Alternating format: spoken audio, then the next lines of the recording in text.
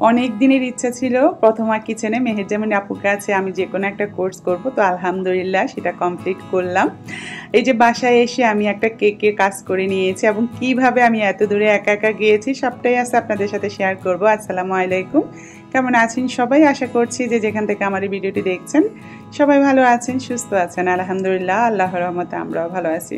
আর আজকে ছিল আমার দ্বিতীয় ক্লাস। তো সকালবেলায় উঠে বাচ্চাদের জন্য খাবার দাবার সব রেডি করে রেখে আমি এই যে 9:45টার দিকে বের হয়ে গিয়েছি বাসা থেকে। আর মিরপুর 11 থেকে আমি মেট্রোতে উঠে গিয়েছি, যদিও আমাকে কোনো লাইন ধরতে হয়নি টিকিটের জন্য। আমি রবিনের টিকিট নিয়ে কার্ড নিয়ে চলে এসেছি, আমি সোজা উঠে গিয়েছি। আর আল্লাহ আল্লাহ করতে করতে এই প্রথম আমি কোথাও একা যাচ্ছি, তাও আবার মেট্রোতে করে। তো বড় আপু তো শুক্রবারে আমাকে দিয়ে এসেছিল, আমি একা একা চলে এসেছি। পরে আজকে আপু বলছিল যে অফিসে যাওয়ার আগে আমাকে দিয়ে আসবে। আমি বললাম কোনো দরকার নাই, কত মানুষ একা একা চলাফেরা করে, আমি কেন পারবো না, আমি সাহস করলে ইনশাল্লাহ পারবো। তো যাই হোক, এই যে মেট্রো থেকে নেমে এখন রিক্সা নিয়ে নিয়েছি।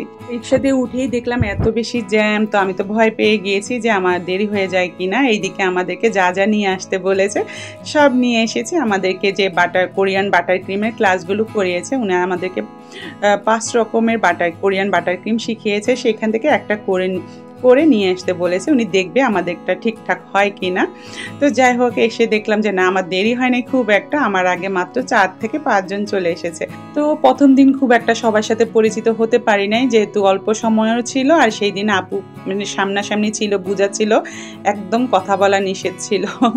তো যাই হোক, আজকে সবার সাথে একটু কথাবার্তা বলে নিচ্ছিলাম। সবাই যেহেতু আমরা একই কাজ করার মানুষ, তো সবার ফোন নাম্বার নিয়ে নিচ্ছিলাম, কে কোথা থেকে কাজ করে সেটা জেনে নিচ্ছিলাম।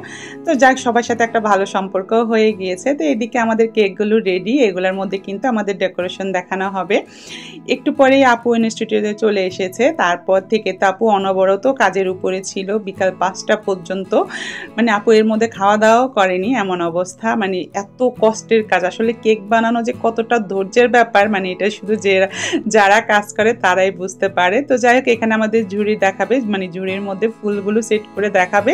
এখানে ঝুড়িটাও সাজানো শেষ। এর মধ্যে আপু একটু খেতে গিয়েছে, সাথে আমাদেরকেও নাস্তা দিয়ে দিয়েছে। আমরাও বসে বসে খাচ্ছিলাম আর এই যে সবার সাথে গল্প করছিলাম, এদিকে আপুর বানানো ফুলগুলো দেখছিলাম আর কি। তো যাই হোক, এখানে আমাদের আরেকটা ক্লাস কিন্তু আছে 16 তারিখে, সেটা আবার যেতে হবে। তো এই যে যা যা শেখানো হয়েছে আমাদেরকে, এগুলা আসলে দেখতে মনে হচ্ছে একদমই সহজ, কিন্তু করতে গেলে বোঝা যায় যে কতটা কঠিন। তো যাই হোক, আলহামদুলিল্লাহ শিখতে পেরেছি। আর আপুর কাছে অনেক দিন থেকে আমার একটা কাজ শেখার ইচ্ছা ছিল। আপুকে যখন বলেছি মিমাপুর কথা যে আমি সুইট ডেজিতে তো প্রফেশনাল কোর্স করেছি, তো আপু বললো তাহলে তো আলহামদুলিল্লাহ আপনি সবই পারেন, তো আমার কাছে কোনটা শিখতে চাচ্ছেন আপনি? তো আমি বললাম যে কোনো একটা আমি আপনার কাছে শিখতে চাচ্ছি। তো আপু বললো তাহলে আপনি এই অ্যাডভান্স লেভেলের এই ক্লাসটা করতে পারেন। এটার মধ্যে একদম কোরিয়ান বাটার ক্রিমের অনেকগুলো রেসিপি থাকবে, সাথে অ্যাডভান্স লেভেলের ডেকোরেশন থাকবে, আপনি চাইলে এটা করতে পারেন। তো আমি তো আপুর কথা শুনেই সাথে সাথে আপুর এখানে বিকাশে টাকা পাঠিয়ে আমি সিট বুক করে নিয়েছিলাম। তারপর তো দেশের সমস্যার কারণে আসলে 2-2.5 মাসের মতো চলে গিয়েছে। তো আলহামদুলিল্লাহ শেষমেশ এই যে করতে পেরেছি। আজকে আমাদেরকে কিন্তু সার্টিফিকেটও দেওয়া হয়েছে। আর 16 তারিখে যে ক্লাসটা আছে সেটা আমরা ফ্রি হ্যান্ড প্র্যাকটিস করব, সেটা 16 তারিখের জন্য রেখে দিয়েছে আপু আর কি। তো এই যে কেকগুলো সামনাসামনি যে এত সুন্দর লাগছিল, মনে হচ্ছে যে একদম কাঁচা ফুল দিয়ে সাজিয়েছে, এমন সুন্দর লাগছিল। আসলে বাটার ক্রিমের কাজ অনেক বেশি সুন্দর, তবে অনেক এক্সপেন্সিভ। এটা আসলে আমাদের সহজে কোনো অর্ডার আসবে না, সেটা আমরাও জানি। তারপরও মনের শান্তির জন্য শিখে নিয়েছি আর কি। তবে ফুলগুলো দেখে মনে হচ্ছে কাঁচা ফুল এনে বসিয়ে দিয়েছে আর কি, এরকম এত সুন্দর। তবে অনেক বেশি এক্সপেন্সিভ এই কাজটা, তবে শিখতে পেরে অনেক বেশি ভালো লাগছিল। আসলে মনের শান্তি বলে একটা কথা থাকে। আর যখন আমি শিখাবো ইনশাল্লাহ আপুর মতো করে তো শিখাতে অনেক বছর লেগে যাবে। যখন আমি আমার মতো করে শিখাবো তখন আলহামদুলিল্লাহ এইভাবে হয়তোবা শিখাতে পারবো কোনো এক সময়। তো যাই হোক, ক্লাসটা করে কিন্তু আমার কাছে অনেক বেশি ভালো লেগেছে। আর এইদিকে আমাদের প্রায় 8:30টার মতো বেজে গিয়েছে রাতে শেষ হতে হতে আর কি। আর তারপর ছবি টবি তুলে বের হতে হতে আমার ওখান থেকে প্রায় 9টার পর হয়েছে। তারপর কিভাবে আসবো একটা টেনশন শুরু হয়ে গিয়েছে। আর এই দিক থেকে তো সবাই ফোন দিয়ে জিজ্ঞেস করছিল কি আমাদেরকে আসতে হবে হবে কিনা। আমি বললাম যে না, আমি ম্যানেজ করব। পরে রবিনকে জিজ্ঞেস করলাম যে মেট্রো কতক্ষণ পর্যন্ত খোলা থাকে।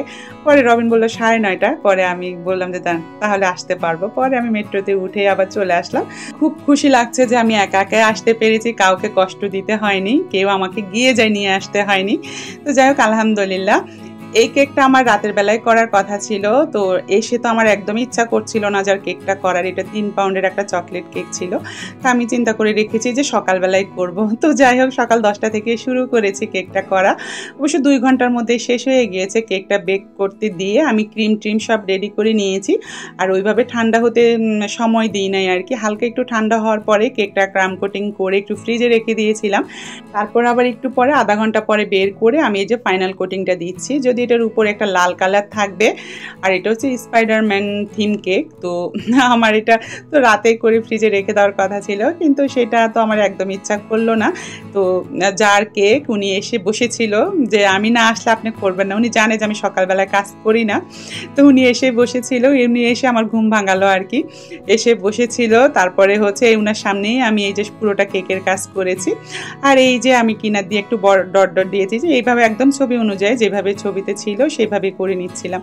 আর এটা কালারটা এত টুকটুকে লাল এসেছে, কিন্তু ক্যামেরাতে একদমই বোঝা যাচ্ছে না, মনে হচ্ছে একটু কেমন যেন সাদাসে, কিন্তু সেরকম না, একদমই টুকটুকি লাল এসেছে কালারটা। আর এই যে আমার হাত কাঁপছিল, এই জন্য আমি এক হাত মানে ধরে আরেক হাত দিয়ে ডিজাইন করছিলাম। আমি বললাম না, আমি কোনো সূক্ষ্ম কাজ করতে পারি না, আমার প্রচুর হাত কাঁপে। এই জন্য দেখা যায় কেকের উপরে নাম লিখতে গেলে যা কেকটাই নষ্ট হয়ে যায়। এই জন্য আমি বেশিরভাগ সময় ফন্ডেন্ট বা চকলেট দিয়ে নামটা লিখে দিই, কারণ হচ্ছে একটা নাম লিখতে গেলে কিন্তু পুরো কেক মানে খারাপ হলে পুরো কেকটাই নষ্ট হয়ে যায়। তো যাই হোক, এই যে উপরে যে ডিজাইনগুলো সেগুলো করে নিচ্ছিলাম। পরে মিশেলকে ডাক দিয়েছি, এই যে স্পাইডারম্যানের যে চোখ থাকে সেটা বসাবো কোথায়।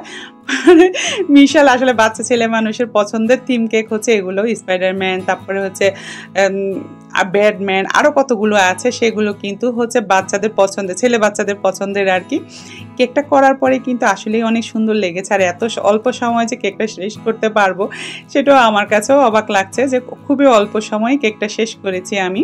তো এই যে এরকম জালটা দিয়ে, মানে মাকড়সার জালটা দিয়ে আমি হচ্ছে উপরে এই যে আবার ডট ডট দিয়ে দিচ্ছিলাম পাশ দিয়ে, কারণ নিচেও এরকম ছিল, উপরেও এরকম দেওয়া ছিল। তো আমি ভাবলাম আগে কালো কালার দিয়ে এটা ডিজাইনটা দেওয়ার পরে তারপর ডট ডট দিলে সুন্দর লাগবে। তো মিশাল আমাকে দেখাই দিচ্ছিল যে কোথায় চোখগুলো বসবে।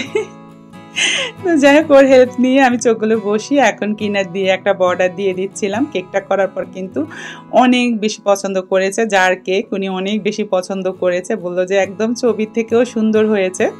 আর এই যে আমাদের আরেকটা ক্লাস আছে কিন্তু হচ্ছে 16 তারিখে, আর আমাদের সার্টিফিকেটটা দিয়ে দিয়েছে। এই আমাদের কোরিয়ান বাটার ক্রিমের যে ক্লাস ছিল সেটা সার্টিফিকেট কিন্তু দ্বিতীয় দিনে দিয়ে দিয়েছে। আর 16 তারিখে আমাদের আরেকটা ক্লাস আছে, সেটা হচ্ছে ফ্রি হ্যান্ড প্র্যাকটিস ক্লাস। তো সেটাও আপনাদের সাথে শেয়ার করব, আমরা কিভাবে কি কাজ করি। আসলে ভিতরে ওইভাবে ভিডিও করা যায় না, কারণ ভিডিও করতে গেলে দেখা যায় ক্লাসে ওইভাবে মনোযোগ দেওয়া যায় না। আর এগুলো সবই হচ্ছে চোখে দেখার কাজ, এমন যে লিখে রেখে দিব বা হচ্ছে ভিডিও করে নিব সেরকম না, এটা হচ্ছে চোখে দেখার কাজ। তো যতটুকু পারি আপনাদের সাথে শেয়ার করব। আজকে এই পর্যন্তই, আল্লাহ হাফেজ।